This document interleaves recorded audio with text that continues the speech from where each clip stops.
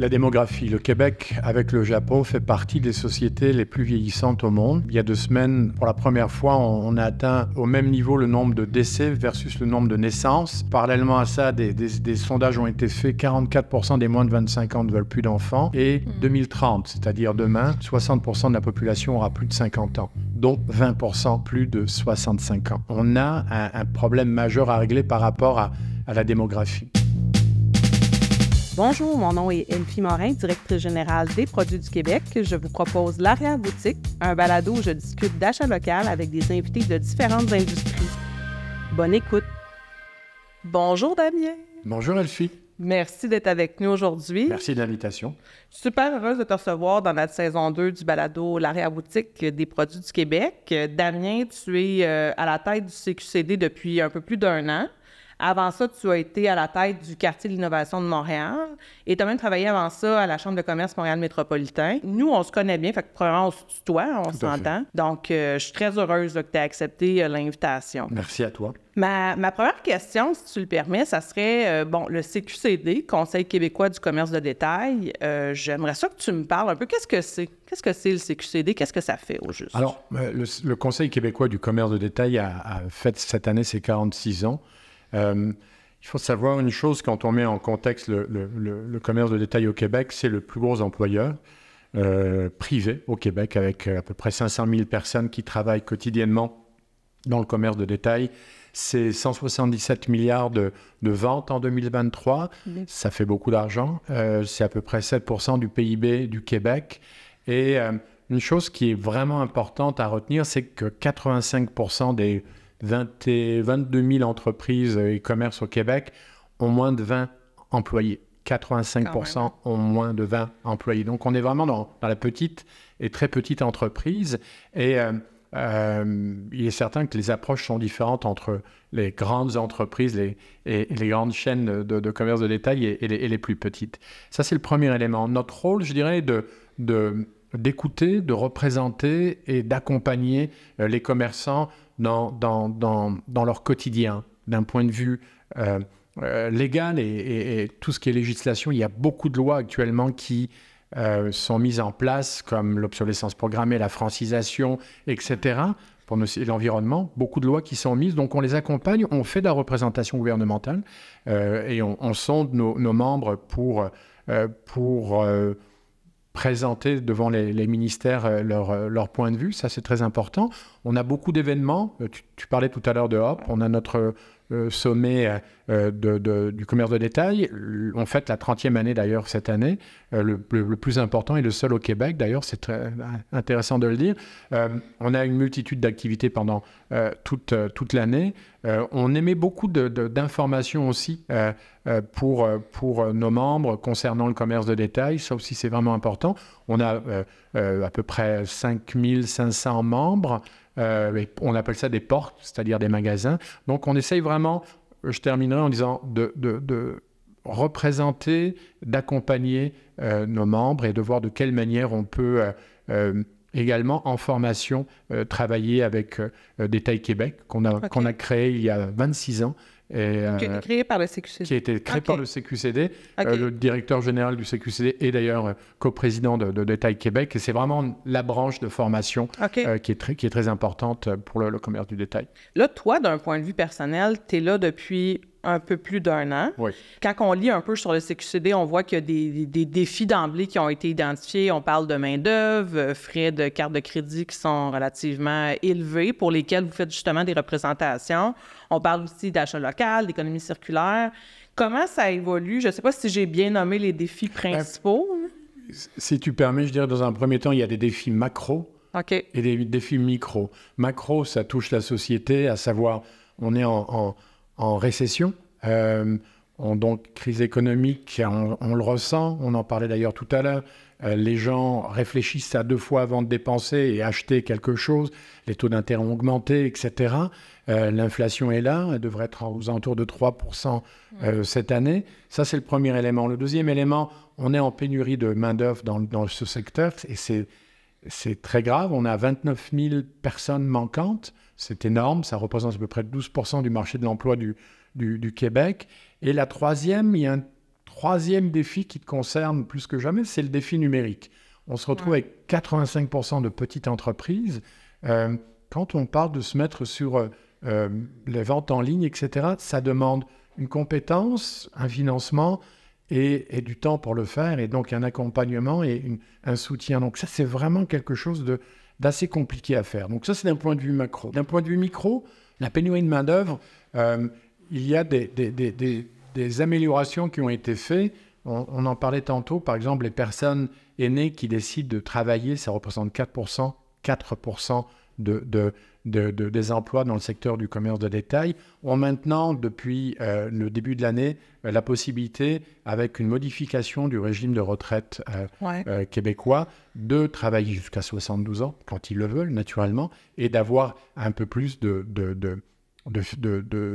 financement, de salaire pour le faire, ce qui n'était pas le cas auparavant. Est-ce que c'est assez? Poser la question, c'est y répondre. Non. On travaille encore pour voir de quelle manière on peut améliorer ça. Ça, c'est un élément. Le deuxième, au niveau pénurie de main-d'œuvre, on est associé avec l'Office de la langue française du Québec. On a mis des trousses à disposition des commerçants, des trousses sur la francisation des immigrants qui viennent travailler, etc., comment les intégrer, etc. Donc, ce sont des points micro qui sont vraiment importants. Tu parlais en deuxième lieu de la transaction des cartes de crédit. C'est d'un point de vue fédéral. Depuis des années, on travaille là-dessus. On fait partie des pays les plus taxés par rapport aux cartes de crédit dans les pays de l'OCDE. Et quel genre d'écart, disons? De 2 à 3 fois plus. Quand même. Et pour la première fois, et dans 2 semaines, il y a le nouveau budget qui est annoncé, mais l'ancien budget, pour la première fois, le gouvernement en place fédéral a réduit, a commencé à prendre conscience de la problématique et a réduit de 0,2, si ma mémoire est bonne, la carte de crédit. Donc ça, c'est le deuxième point. Le troisième point, l'achat local et l'économie circulaire. C'est vraiment intéressant parce que, je dirais, pour l'achat le commerce circulaire, ça devient générationnel. On voit de plus en plus les nouvelles générations qui sont intéressées à acheter mieux, à acheter plus intelligent, à acheter local. Et l'idée de voir comment on peut les accompagner. Ce que vous faites, c'est magnifique. On travaille ensemble, on en est très content. Je te disais tout à l'heure, nous allons mettre en place cette année ce qu'on appelle une place de marché, un marketplace en anglais, commerçant à commerçant, pour la lutte au gaspillage et aux invendus, et proposer, par exemple, à une entreprise qui est à Saguenay et qui a fini sa collection d'hiver, ben peut-être de la proposer à une entreprise qui est à Rimouski et qui se retrouve à vouloir acheter, la troquer ou la vendre, etc. Donc, c'est vraiment l'idée de voir comment, avec absolument tout, et pas uniquement des vêtements, on s'entend, et ni l'alimentation, ils sont peut-être en avance, mais voir comment on peut insuffler un vent nouveau, de donner des deuxièmes vies et d'acheter encore une fois plus intelligemment. Et comme tu le disais tout à l'heure, on s'est associé au Vendredi fou d'ici, le 24 novembre dernier, et on est prêt à le refaire, on veut le refaire. Ça demande, je dis toujours la répétition fixe la notion, mais ça demande un peu plus de temps. Donc, oui, il y a des avances sur ces projets. Tu as parlé d'incitatifs pour les gens un peu plus âgés, mais aussi de l'immigration. Mais c'est un déficit qui est assez majeur. Là, quand tu me dis 29 000 employés sont manquants, là, comment qu'on explique ça? Là? C'est la démographie tout simplement ou c'est... Alors, il y a plusieurs raisons. Hein. La démographie. Le Québec, avec le Japon, fait partie des sociétés les plus vieillissantes au monde. Il y a 2 semaines, pour la première fois, on a atteint au même niveau le nombre de décès versus le nombre de naissances. Parallèlement à ça, des sondages ont été faits. 44% des moins de 25 ans ne veulent plus d'enfants. Et 2030, c'est-à-dire demain, 60% de la population aura plus de 50 ans, dont 20% plus de 65 ans. Donc, force est de constater qu'on se retrouve face à un gouffre et on a un problème majeur à régler par rapport à la démographie. Et ça, c'est très important. L'immigration n'est pas la réponse à tout. Elle aide beaucoup. Donc, je dirais que face à ça, la COVID aussi a fait réfléchir beaucoup de personnes à rechoisir un choix dans la société, une volonté peut-être de moins se déplacer, d'avoir une vie plus sympathique, de plus travailler autant, etc. Ça, on le voit d'ailleurs avec le nombre de personnes qui ne sont toujours pas et qui ne reviendront pas au centre-ville dans les bureaux parce que c'est un choix personnel. Donc, il y a plusieurs paradigmes qui interviennent là-dedans. Je dirais surtout, c'est un changement au niveau démographique de la société. Okay. Et également, le Québec, on l'a vu, la COVID, le décrochage scolaire a explosé chez nos adolescents. Je crois que c'est 20%, 19% au cégep avec les ados, font que on accumule tout ça, on se retrouve avec une question majeure. Qu'est-ce qu'on fait? Comment on fait? De quelle manière on fait? Il y a une des stratégies ou plutôt des projets que vous avez en place au CQCD, c'est de justement monitorer de façon structurée le comportement du consommateur, les tendances au niveau de la consommation, puis vous le faites avec l'outil que vous appelez le baromètre. J'aimerais ça que tu m'en parles un peu parce que ça nous amène aussi certaines informations sur l'achat local qui sont hyper intéressantes. Oui, tout à fait. Le baromètre, c'est une espèce de sondage que nous faisons avec les consommateurs et non les commerçants.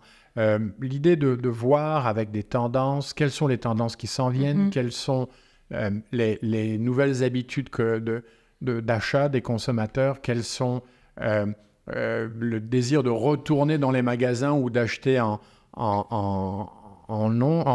sur le site, sur les sites Internet. Donc, ça nous permet de nourrir nos études que nous faisons. Ça nous permet également d'avoir une vision macro, à savoir consommateur avec commerçant, et de voir si ce qu'on veut mettre en place correspond à ce que la société veut. Et c'est très important parce qu'on touche absolument toutes les franges de la société avec nos questions. Puis à quelle fréquence vous faites ça? Tous les 2 mois. On en a 6 tous les 2 mois. OK, quand même. Puis tu as un panel qui est quand même assez important. Je pense que c'est 1000-1500 personnes. 1000 répondants. Tout à fait. Fait que là, tu m'as parlé de quelques défis. Là. Le contexte économique, est-ce qu'il est aussi défavorable qu'on le dit, en fait, dans les médias? Est-ce que ça s'améliore? Qu'est-ce que tu vois dans cette... C'est pas les médias les médias vont simplement relater ce que nos économistes disent, et on est passé à 2 trimestres sans croissance, une croissance à 0. C'est une récession, qu'on le veuille ou qu'on soit d'accord. Ouais. Donc ça, c'est un fait. Les taux d'intérêt n'ont toujours pas baissé, c'est un fait. Les prix continuent d'augmenter, c'est un fait. Donc, à partir de ça, toi et moi sommes consommateurs. On regarde à chaque fois qu'on va faire notre épicerie ou s'acheter des affaires, on remarque que le prix est en augmentation. Et indirectement, on va voir où ça coûte le moins cher et comment on peut faire des économies. Donc ça, qu'on soit politicien, qu'on soit économiste, qu'on soit le consommateur a toujours raison et va revoir en fonction du coût de la vie qu'est-ce qu'il peut faire. Ce sont des éléments très importants, donc on est obligé de tenir compte de ça. Ça, il n'y a pas... difficile de trouver le contraire. Puis qu'est-ce que ça dit, disons, parce que je sais que dans ce baromètre-là, du moins dans certaines éditions, on regarde bien l'intérêt à acheter des produits locaux. Qu'est-ce que ça dit en termes de portrait? Alors, là, c'est intéressant parce qu'on en a fait, quand on a fait notre projet ensemble sur les vendeurs du food ici, on s'aperçoit sur l'achat local que 62% des consommateurs trouvent ça intéressant, sont intéressés à acheter des produits locaux. Par contre, quand on gratte un peu plus et on regarde de plus proche, on s'aperçoit que dès qu'on parle de prix, un tiers des personnes sont prêts à payer 5% de plus et on descend à un quart de personnes qui sont prêts à payer à 10% de plus. Donc, on voit que tout le monde est pour la vertu, mais dès que le porte-monnaie parle, on perd beaucoup de personnes par rapport à ça. Donc, le défi, je crois que n'est pas tourné uniquement vers les producteurs de produits du Québec, mais il y a un défi d'humanisation et un défi d'éducation des consommateurs aussi. Et de les amener et de les accompagner vers les consommateurs qui produisent local. Et ça, c'est quelque chose d'important. Tu viens de faire un parallèle que tout le monde fait, là, c'est-à-dire parce que c'est ce qui ressort aussi dans le baromètre, de dire, ben écoute, moi, j'ai envie d'acheter local, tu sais, mais je pense que ça coûte plus cher. Moi, j'ai envie d'avoir une discussion avec toi là-dessus, c'est est-ce que c'est plus cher? Parce que nous, on a fait effectivement une étude où l'objectif, c'était pas de démontrer que c'était plus cher ou pas, c'était juste de démontrer l'impact économique et environnemental d'acheter un produit québécois versus un produit importé. Puis, on a appris dans cette étude-là, même si l'échantillonnage était petit, que finalement, les produits québécois qu'on avait identifiés versus le comparable, c'était pas nécessairement les plus chers. Fait que je pense que c'est vrai parfois, mais parfois, dans des biens de consommation courante, les prix sont tout à fait comparables d'acheter québécois versus... Fait que quand on parle d'éducation, penses-tu qu'il y a quelque chose à aller jouer là-dessus? Je pense pas. On doit le faire. En Europe, actuellement, dans certains centres commerciaux, lorsqu'ils font la promotion des produits du pays, vous avez l'histoire du producteur, l'histoire en photo, l'histoire d'un point de vue financier. Vous savez exactement le prix de vente du producteur versus le prix que vous avez ici. Et quand je parlais d'humaniser, c'est qu'on rend responsable le consommateur. Il y a une histoire derrière, au-delà d'une étiquette qui vont nous indiquer ce produit est fabriqué ici. Vous avez une visualisation de la personne qui le fabrique. Vous connaissez exactement le prix, et on s'entend, ça veut dire que si le producteur met son prix de vente, ça demande une honnêteté, parce que le compétiteur va savoir quel est le prix, etc. Mais je crois que c'est dans l'air du temps. Il faut choyer les consommateurs, il faut raconter des histoires, il faut humaniser tout ça. Et ce n'est pas uniquement une question de prix, comme tu le dis, parce que bien souvent, c'est des fois le même prix, mais pour le commun des mortels, les produits locaux, en général, coûtent plus cher que des produits fabriqués en Chine ou en Asie. Puis là, nous, on a nos 3 marques de certification qui viennent garantir un peu cette provenance-là. Dans ce baromètre-là, je reviens un peu à ça, on a mesuré si les gens trouvaient que c'était des repères. Moi, ce que je trouve intéressant, c'est que je vois cette reconnaissance-là grandir. Je vois qu'on reconnaît de plus en plus les marques de certification. Là, toi, tu représentes les commerçants québécois. Comment tu penses que ces outils-là sont des outils pertinents pour les commerçants québécois? Encore une fois, je reviens à ce que je te disais tout à l'heure, on a 85% de petits commerçants qui ont moins de 20 employés. Donc, ces gens, on se retrouve en pénurie de main-d'œuvre.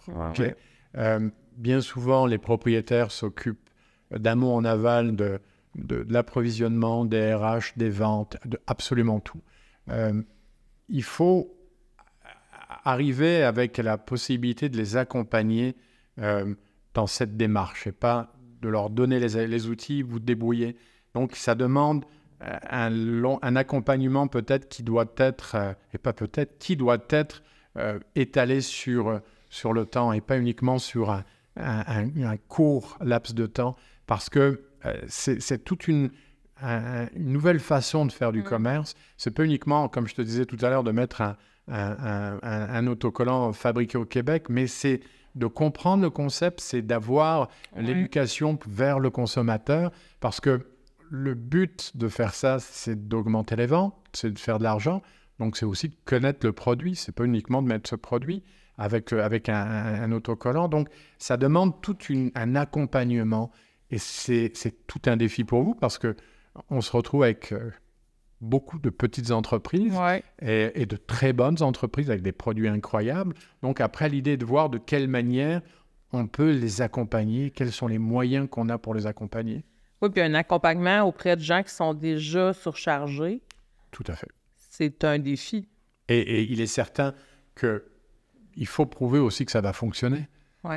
Et si vous arrivez dans un magasin, que la personne est surchargée de travail, etc., il faut prouver, montrer, accompagner que ça va changer et qu'il peut faire une différence. et qui peut rejoindre des nouvelles générations, qui peut rejoindre des nouveaux clients, mais on ne peut pas le laisser sans outils. J'ai envie de faire un parallèle là-dessus parce que, dans le fond, une des façons de prouver que ça marche, c'est prouver qu'il y a un impact sur les ventes. Tu l'as dit, ça, c'est le plus simple. Après ça, il y a peut-être un impact un peu plus réputationnel, tu sais, qui peut être intéressant. Je ne sais pas si tu as vu récemment, là, je sais qu'on va diffuser dans quelques semaines, là, donc le récemment va être un petit peu plus large. Il y a eu un reportage à JE sur des consommateurs qui étaient floués parce qu'ils avaient acheté des faux produits québécois, dans le sens que des gens mal intentionnés qui ont fait la promotion de produits qui sont fabriqués en Chine, mais qui se sont attribués une conception de fabrication québécoise. Puis là, ben nous, c'est sûr nos marques de certification sont un peu une réponse à ce phénomène-là. Mais là, tu voyais comme victime collatérale de ça, tu as les commerçants qui avaient des noms similaires à ces entreprises-là, qui là, ben eux, se font mettre dans le même panier, en fait. Fait que d'avoir des logos qui sont une garantie de produits québécois, tu sais, qui peuvent être repérables par le consommateur, penses-tu que ça peut être, de façon réputationnelle, c'est un levier qui est fort pour les commerçants? C'est tout à fait louable et il faut le faire. Cependant, il faut éduquer les acheteurs. Ça doit être un peu pavlovien avec cette lumière qui s'allume quand on donne à manger. Ben, c'est la même chose quand on voit ce logo, on sait que c'est québécois. Mais pour ça, c'est pas uniquement aider et soutenir le commerçant, c'est de faire des campagnes promotionnelles des produits du Québec et de se dire, OK, ce logo, ça veut dire quoi? Ça veut dire que il y a la sermentation du gouvernement du Québec, c'est fabriqué au Québec et c'est l'assurance. Donc, c'est toujours la même chose. Le grand défi là-dedans, c'est d'être capable de développer de plus en plus de commerce avec les logos, avec la certification, mais aussi que le citoyen, ça devienne un réflexe. Et je sais que c'est certain, ça va se faire. Ça ne l'est pas encore parce que c'est nouveau et c'est tout à fait... Vous avez fait je crois que c'est 80 000 produits que vous avez actuellement? 60. 60 000 mais c'est gentil de penser que c'est 80 000. Bon, alors 60 000 produits, c'est déjà énorme, mais ça veut dire 60 000 étiquettes. Et il faut que ça soit dans l'imaginaire des gens et des consommateurs lorsqu'on va acheter. Oui, puis on n'a pas inventé la fleur d'Elysée, puis il y en a d'autres. D'accord. OK, j'ai envie qu'on parle un peu on a parlé du Vendredi fou d'ici ensemble, parce que dans le fond, c'est une journée qui revient chaque année. C'est fortement... On prend le Black Friday, si je peux me permettre, puis on essaie d'encourager les consommateurs à acheter plutôt des produits qui sont québécois. Penses-tu que dans un contexte où on est dans un... Tu sais, c'est quand même un événement qui est associé à la surconsommation. Tu sais, souvent, les gens vont... Là, on essaie de montrer aux gens de faire mieux. Penses-tu que ça a encore sa raison d'être? La question est intéressante parce qu'on a fait un baromètre sur le Vendredi fou, justement. Ah oui? Le Vendredi fou d'ici. Et on s'est aperçu que 42%, pratiquement la moitié des consommateurs achetaient avant le Vendredi fou.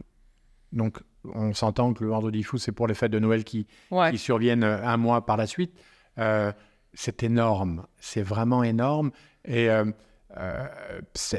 la question se posait, est-ce que ça vaut encore la peine de continuer en sachant que vous avez le Vendredi fou, vous avez Cyber Monday, là. Le Cyber Monday, le lundi cyber qui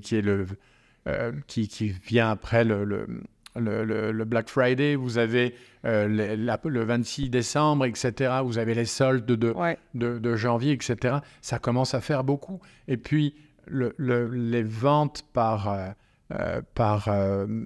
les ventes en ligne augmentent, c'est à peu près 10%. Tout à l'heure, je vous disais 177 milliards, ça fait quand même 17 milliards de ventes en ligne, donc c'est énorme. Donc les gens se déplacent un peu moins. On se retrouve avec de nouvelles manières de consommer. Tout ça, on doit le mettre on doit voir de quelle manière on peut aller chercher de l'information pour voir si c'est encore ça vaut la peine. Mais il y a beaucoup de journées comme ça dans le mois de décembre, fin novembre, décembre et janvier. Et le client est perdu et le consommateur, le commerçant, lui, voit ses soldes de plus en plus étiré comme un élastique et il faut qu'ils fassent des gains. La base du commerce, c'est de faire des gains. Donc, ça devient un peu difficile pour eux de commencer en novembre à être déjà en solde incroyable. Et il faut continuer ça, il faut continuer ça. Ce sont les plus grandes périodes de vente de l'année. Donc, je pense qu'il est encore trop tôt pour le dire, mais on doit continuer d'alimenter et de sonder pour voir si en deuxième lieu, c'est la même chose. Est-ce que pour les commerçants québécois, le Vendredi fou, ça représente une portion importante de leur vente? Tu as nommé plusieurs soldes. Tu sais, tu as nommé, le Boxing Day, là, je prends des noms anglophones, là, mais le Cyber Lundi et tout ça. Est-ce que le Vendredi fou demeure une période qui est importante pour les commerçants québécois? Elle est importante, elle est imposée. Oui, non, ça, c'est vrai. OK. Donc ça, on s'entend. On n'a pas trop le choix, elle est imposée et les consommateurs attendent. Les consommateurs qui se déplacent, je te disais tout à l'heure, 42% achètent avant le Black Friday. Et la question, c'est de voir si ce chiffre augmente. Ils achètent avant pour Noël? Oui, okay. Un mois avant le Black Friday, c'est-à-dire tout le mois de novembre, ils achètent déjà. Et c'est-à-dire qu'on va avoir des soldes avant, certains le font. Donc, je n'ai pas la réponse. Okay. C'est important pour eux. C'est une habitude qui est dans les mœurs, et une habitude au niveau des achats. Pour l'instant, elle se fait encore. On aurait besoin de plus d'informations là-dessus pour répondre correctement à cette question. On va parler un peu de l'événement Hop. Tu as dit un petit peu plus tôt, ça fait 30 ans que cet événement-là existe, donc vous avez quand même une certaine structure en place. Là, la prochaine édition, elle est en octobre. Le 30 octobre. OK. As-tu un focus particulier pour cet événement-là? Bien, on veut vraiment voir de quelle manière on peut... cet événement, juste pour mettre à la table, c'est le seul événement en commerce de détail au Québec. Pendant une journée, on l'a réduit après la COVID à une journée et non plus 2 jours, réunis entre 1200 et 1500 commerçants qui viennent pendant une journée au Grand Quai de Montréal, qui viennent écouter, qui viennent s'informer, qui viennent voir quelles sont les tendances, quelles sont les nouvelles façons de faire du commerce de détail. Et on a à peu près 30 conférences, donc une 60aine de conférenciers, une 50aine d'exposants. On a des visites avant et après une semaine avant et après le Hop avec nos partenaires pour voir les nouvelles tendances, mais les voir sur le terrain, en approvisionnement, etc., dans des magasins, etc. Et on se retrouve avec toujours le désir de voir de façon internationale, nationale et locale, c'est quoi les tendances, qu'est-ce qui s'en vient, etc. OK. Puis pour cette année, est-ce que tu vois déjà des sujets de prédilection? Oui, alors on va parler, je dirais, de cybersécurité, parce que ça vient de plus en plus, de prévention des ressources en cybersécurité. On parle d'expérience client et fidélisation. On va parler de développement durable et de responsabilité sociale. On va parler de main-d'œuvre. Ça, comme je te disais, c'est un sujet vraiment important. Logistique et approvisionnement, ça aussi, c'est majeur. Avec les changements climatiques, on s'aperçoit que c'est de plus en plus difficile de répondre à la demande quand vous n'avez pas de neige et que vous vendez des vêtements d'hiver. Qu'est-ce que vous faites? Ouais. Comme cette année, finalement, les boutiques de ski... c'est une catastrophe. C'est une catastrophe. Nous, dans le fond, Produits du Québec, ce qu'on veut, c'est de faire en sorte que les produits québécois soient le plus visibles possible pour le consommateur. Fait que ça implique plusieurs types de collaborations. Ça implique les commerçants de proximité. On a envie qu'ils affichent les produits québécois. Ça implique aussi les grands commerces ou les grandes bannières. Ça implique des places de marché internationales. Parce que ce qu'on veut, ultimement, c'est rendre les produits québécois visibles. Fait que nous, récemment, on a annoncé un partenariat avec Amazon. C'est un partenariat qui a fait jaser parce que, bon, Amazon n'est pas vu nécessairement comme un joueur québécois, hein, on va se le dire. Toi, tu représentes des commerçants qui sont québécois.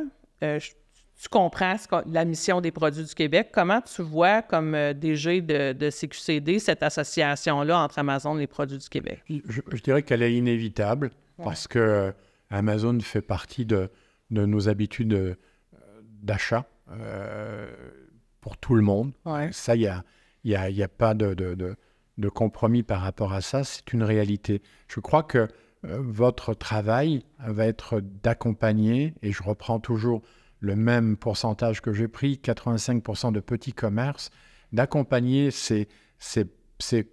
et quand je dis petit, on s'entend, c'est commerce, tout simplement. Il n'y a rien de péjoratif. Dans l'éducation, il faut prouver...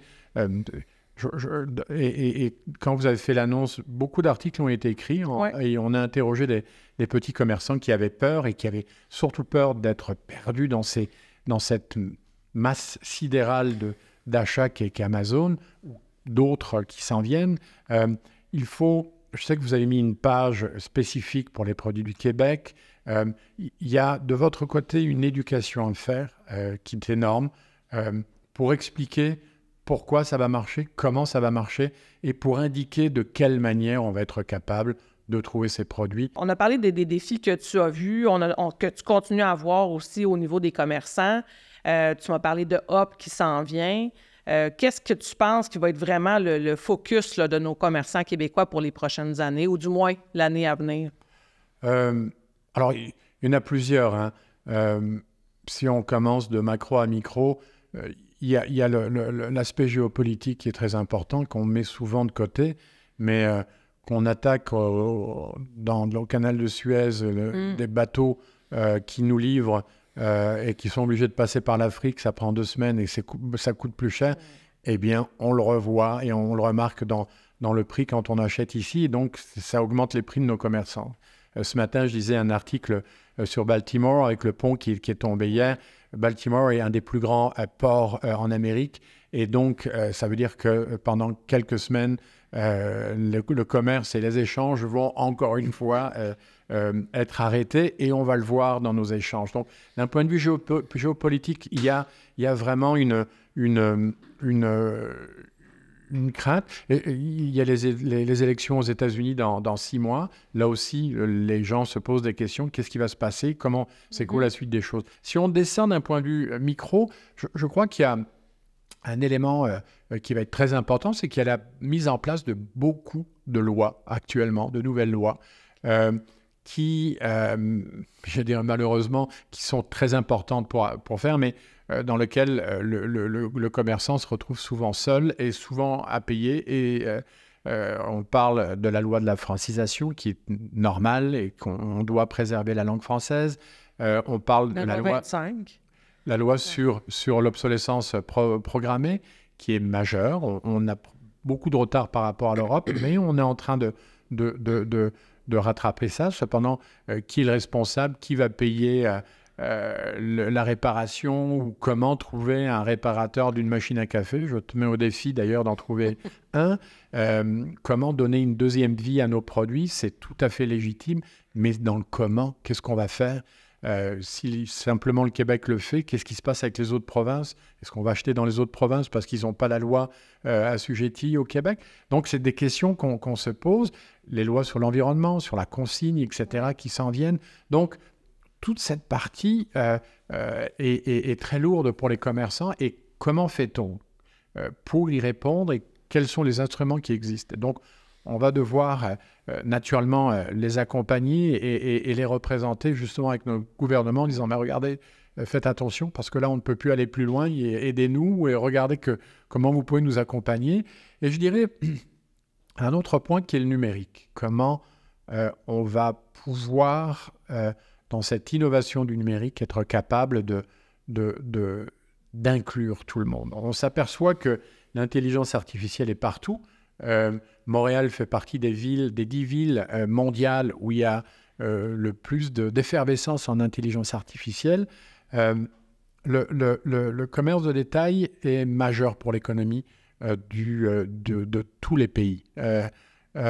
Et on s'aperçoit que l'intelligence artificielle, tout à l'heure je te parlais de ce qui se passe dans mon quartier, mais c'est dans tous les quartiers. Ouais. Pour avoir des caisses automatiques, c'est l'intelligence artificielle. Pour avoir des dépanneurs sans sans personne, sans SNS, personne au comptoir. Ça demande de l'intelligence artificielle.